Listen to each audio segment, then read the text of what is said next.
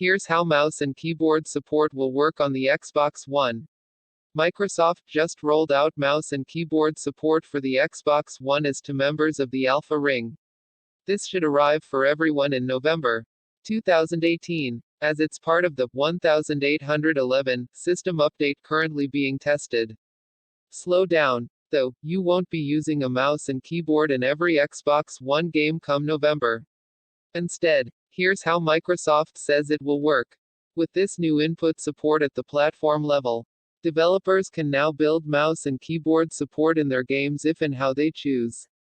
It's important to note that mouse and keyboard support for games is added on a title-by-title basis, entirely at developers' discretion. For all other titles, nothing changes. Mouse and keyboard input is not enabled by default for games. Each development team knows their titles best, and we support them in creating the right experience for their games as they see fit. To ensure an optimal and fair gaming experience, developers could choose to require controllers in multiplayer games, or they could choose to pair mouse and keyboard gamers with PC gamers online thanks to the Xbox One's crossplay support. It's up to each game's developer. Warframe is the first game testing mouse and keyboard support. Microsoft announced the Xbox One will support most wired or wireless USB keyboards and mice.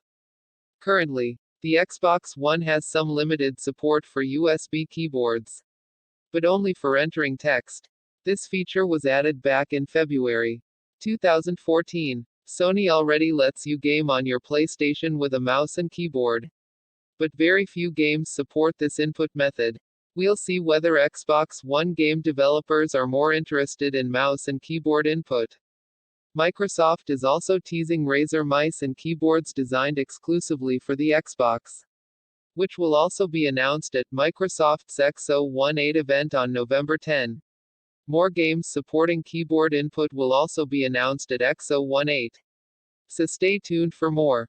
Text source: howtogeek.com